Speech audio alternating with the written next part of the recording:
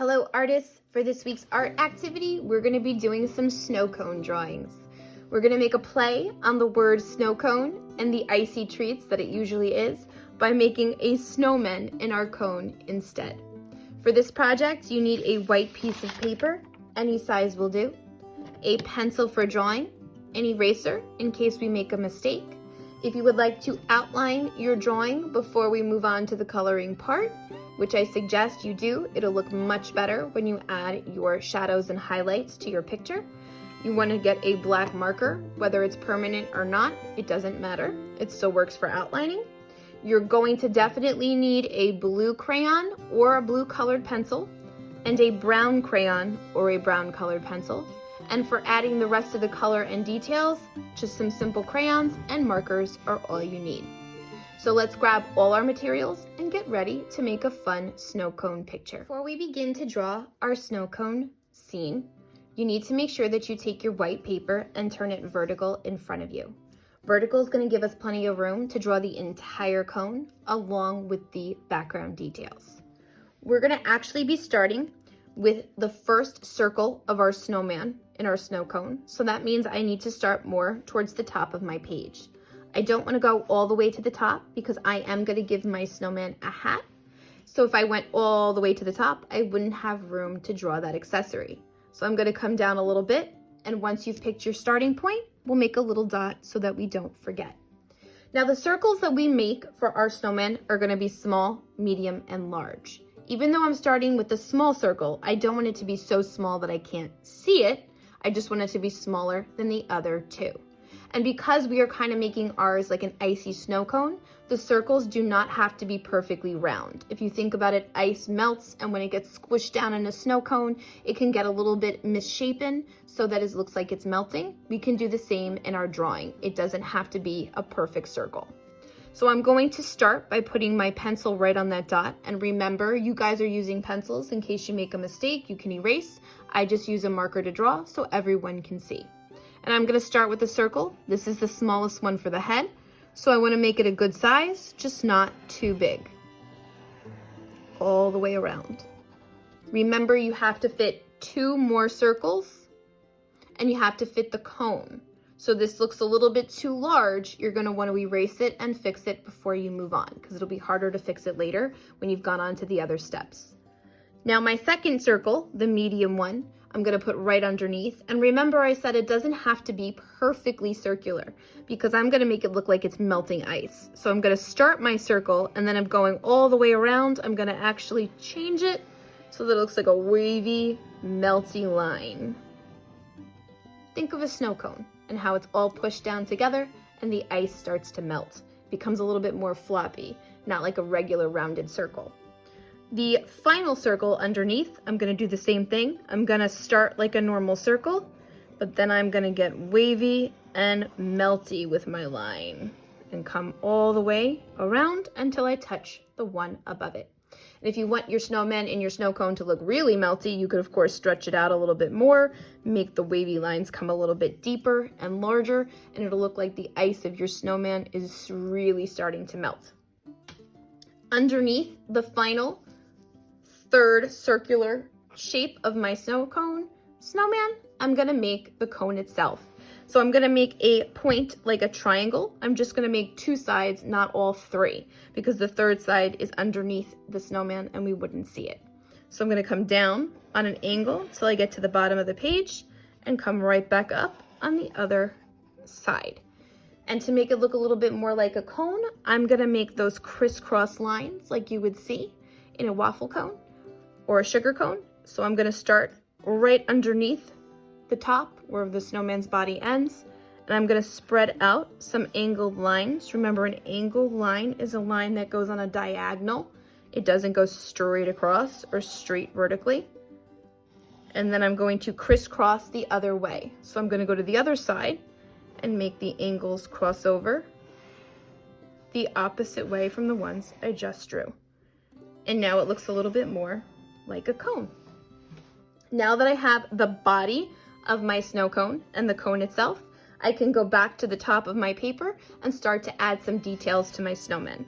Now you can choose to give your snowman a hat Or if you don't want to give him a hat, you can maybe make earmuffs, or if you want to make something more creative like a bow or a baseball cap or hair or something different, of course you can. I'm just going to make a simple winter hat and show you guys how to do that. So I'm going to simply make another curve that goes across the top of the snowman's head. And then I'm going to make a half a circle for the top of the hat. And I'm going to make one of those hats that has a little pom-pom. So I'm going to make a little wavy pom-pom shape up top. And it's okay if you touch the top of your paper. You simply just stop when you don't have any more room. I touched the top of mine, no big deal.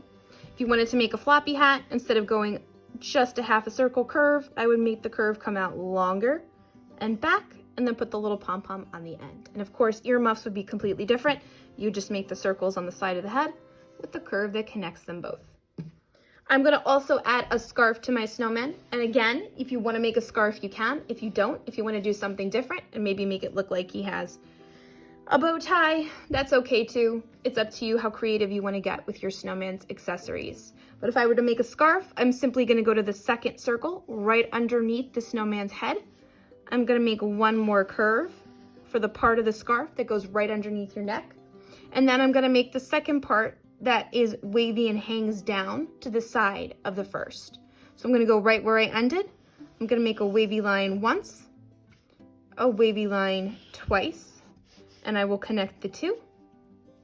I could leave it just like that, or if I wanna make it look like there's fringe at the end, I'll simply just add some little lines. There you go. Now I have a winter's hat and a scarf that of course I can decorate when I'm all done. Besides that, your snowman needs some arms. So I'm gonna make my arms, if you have enough space, you can make them come straight out. You could always make them come down. You can make one come down and one come up, almost make it look like he's waving. I'm gonna make both of my arms come up. The only difference is just the direction you draw the line in. If you want them up, you draw the line vertically straight to the top. If you want them down, vertically straight to the bottom. Sideways, horizontal. You just change the direction of the line to make the arms go whatever way you want. I'm gonna go up, I'm gonna stop if I hit something, I'm gonna hit my scarf, and I pick up where I leave off. Do the same thing on the other side. As for the ends of the arms, you can make them look like branches and just make the smaller little line so that it looks like the twigs at the end. Or if you wanna make your snowman wearing mittens or gloves, you could draw a glove shape. So I'm gonna draw a curve, go up, and around. A curve, up and around. There you go. And as for the face of your snowman, you can make whatever face you want. I'm gonna make the simple circles and a carrot nose, but you could get real creative with different types of eyes and eyelashes, maybe a button nose. It's up to you. I'll do the most popular one, and I'm gonna give him a nice big smile. And I'll color it in. Again, you can get very creative with whatever you want your snowman to look like. And I'm gonna add some buttons in the second circle. So just little circles are all I need. And that's that. I'm gonna save the decorating of my snowman's hat and scarf and all the extra coloring for later, because right now I wanna focus on adding shadows to my drawing so that I can make this snowman look like it's more three-dimensional. Before we begin to add shadows to our snow cone drawing, you're gonna wanna grab your blue and your brown crayon. If you would rather use a blue or brown color pencil, that is fine, but only crayons or color pencils will work for this part of the lesson. You don't want to use markers for this part because you won't be able to get the different shades or the different values of your shadow. Now, a shadow is created when light hits an object. When light hits an object from one side, the side where the light hits is called a highlight. That's where the light shines. The opposite side of that object where the light doesn't hit, it is darker and it creates a shadow. If you think about it, when you are walking down the street on a sidewalk on a sunny day, the sun will hit you from the front and your shadow ends up behind you because that is the part that doesn't see the light. When you are doing a drawing on a flat surface, like a piece of paper, you use shapes to create your drawing. But if you want something to look more three-dimensional or a form, you can create shadows and highlights in your picture to make it look more rounded, that it has depth or form. So what we're going to do is we're going to add some shadows to our snowmen and to our cone to make it look a little bit more three-dimensional in our picture. We're going to use blue to make the shadows on our snowmen because snowmen are white, and it'd be a little bit more interesting to make a shadow of a different color. Blues are often seen sometimes when light hits the snow, so it's a good choice for creating shadows in our picture. If you don't have a blue, you could also do this with a gray crayon. But of course, a white crayon is not going to work on a white piece of paper. You're not going to be able to see it, let alone get different values, so you need to choose a color, especially blue or gray. So we're going to start at the edge of our snowman, and I'm going to pretend that the light is coming from this corner. So if the light is going to hit my snowman on this side, then the opposite side is where the shadow would be. So I'm going to start at the edge of my snowman, and you change the value when you color to create a shadow. Value is how light or dark a color is. So I'm going to start right along the edge by coloring really dark. So that means I'm going to press a little bit harder with my crayon. Notice that I followed the shape of the circle. I don't want to make a stripe that comes straight down. It is a circular shape, so I'm going to color along the edge in the same type of shape. That way it looks realistic. I'm then going to color right next to it, and I'm going to make it a little bit lighter. So I'm going to go from dark to medium. And I'm only going right along the edge. Okay, and then I'm going to go a little bit lighter. So that means I'm going to press just a little less than I did before.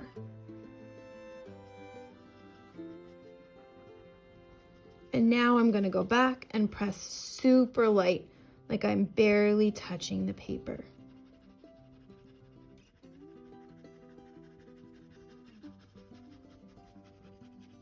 And I'm not coloring the whole thing.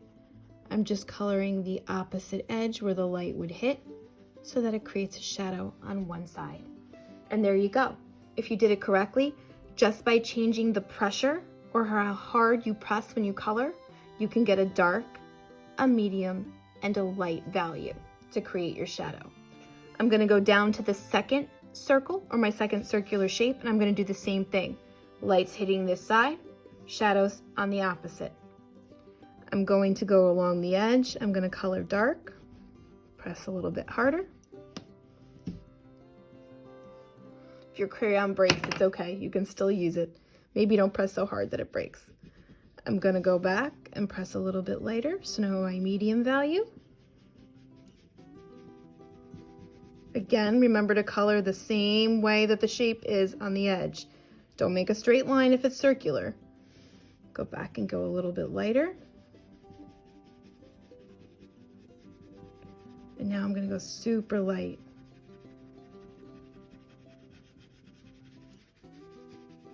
And there you go. And I got one more circle left. So I'm going to do the same thing. Dark.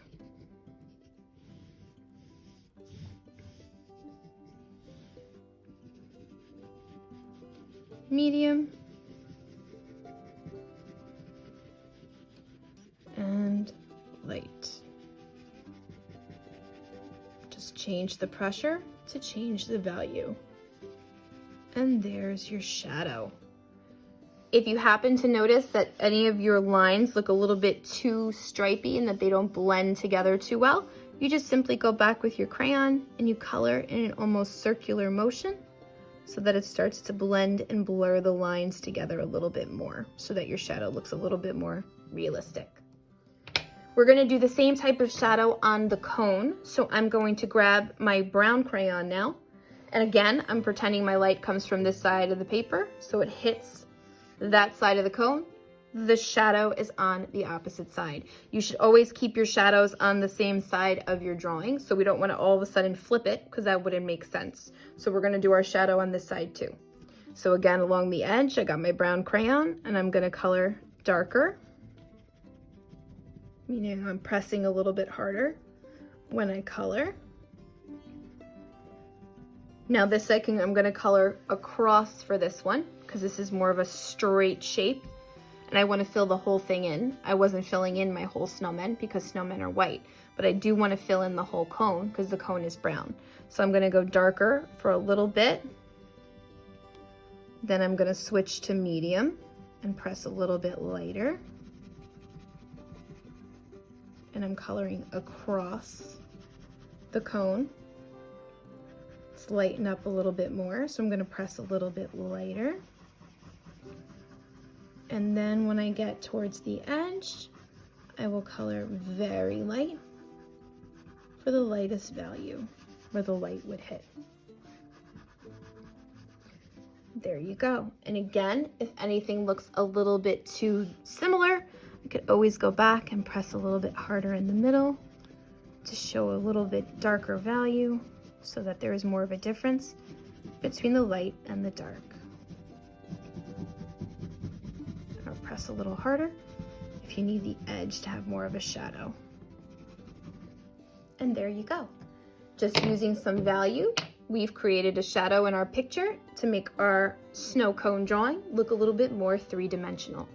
Now that you have your shadows done, you can simply grab the rest of your crayons, or if you want to switch to markers or colored pencils, and continue to color in the rest of the details for your snowman and design the hat or the scarf or whatever accessories you made. And you could always add snowflakes and maybe some blustery, windy lines to the background. Here's my snow cone drawing all complete. I decided to make some pink and purple designs on my hat and scarf, and I added some snowflakes and colored in the mittens. Take your time with your work. Remember, you can always pause the video or rewatch any of the steps again if you need help understanding them. Take your time. Nothing wrong with stopping and practicing or catching up and starting again. Color neatly and completely, and I can't wait to see your snow cone pictures when they are done.